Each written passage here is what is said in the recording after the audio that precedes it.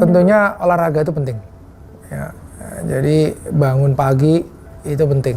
Konsumsi pola makan itu juga penting. Jadi selama anggap aja setahun 2 tahun ini yang saya lakukan ya, saya bangun antara jam 5 sampai jam 6. Itu sebenarnya ada yang namanya 5 AM Club. Ada buku namanya 5 AM Club.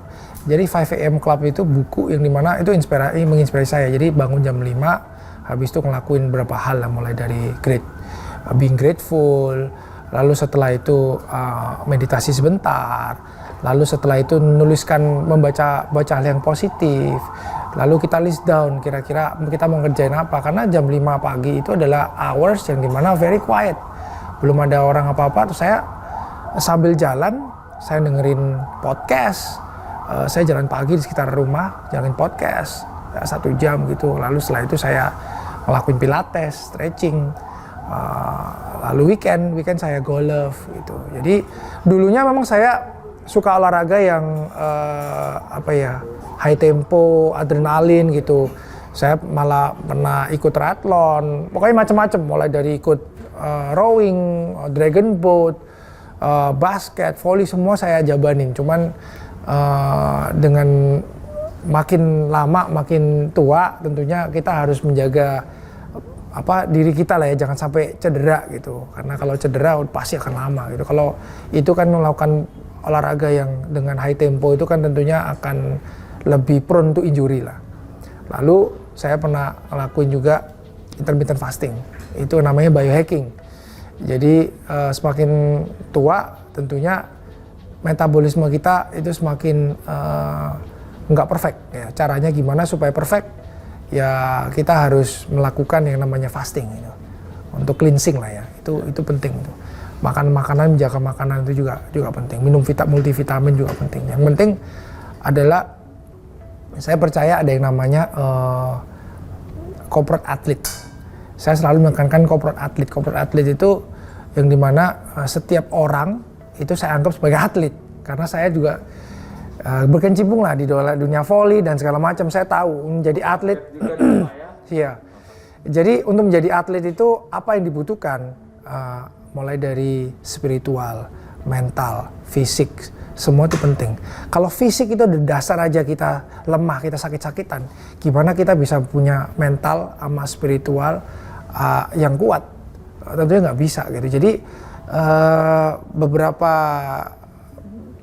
samatorian, kalau kita bilang keluarga besar samator, karyawan dan segala macam, itu mereka harus punya strong fisik dulu. Jadi mereka harus sleep right, eat well gitu, rest well gitu. Jadi supaya ada fisiknya juga bagus lah gitu.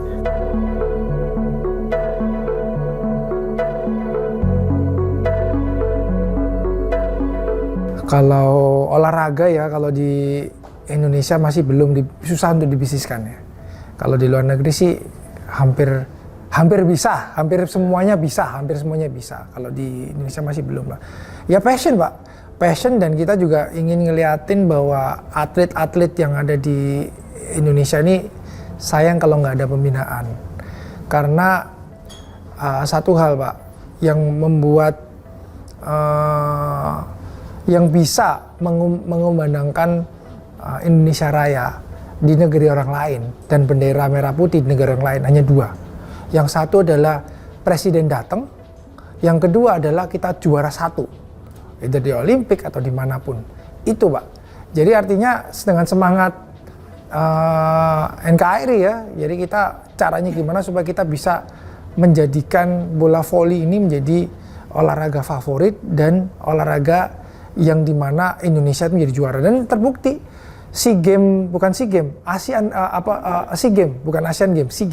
yang barusan di Filipina itu kan kita emas, dan total dari pemain bola voli putra yang dapat emas itu 7 dari Samator dan 5 itu inti semua. Jadi kita boleh bangga bahwa sebenarnya Samator melawan negara lain gitu Pak. Tiap-tiap orang tuh dilahirkan berbeda Pak. Tadi pertanyaan mengenai second generation, first generation itu semua pasti ada hikmahnya masing-masing. Nah, kenapa kalau saya disuruh pilih atlet dan menjadi yang punya atlet? Kalau punya atlet itu kita bisa menginspirasi orang, tapi kalau menginspirasi orang untuk menjadi kita, iya kalau kita jadi gitu. Tapi sedangkan kalau kita yang membina atlet, tentunya kita bisa memberikan banyak hal kepada atlet itu sehingga mereka menjadi banyaknya superstar. Jadi nggak cuma satu superstar aja, kita bisa menjadikan mereka 5 superstar seperti yang ada sekarang. 7 superstar. Jadi kalau dengan adanya 7 superstar itu tentunya nggak cuma satu, tapi 7 dimultiplikasi aja gitu. Jadi role-nya masing-masing lah. Role kita adalah membina, memberdayakan, empower orang agar menjadi juara gitu. Sedangkan yang atletnya caranya gimana saya supaya mencapai juara. Jadi role-nya berbeda gitu.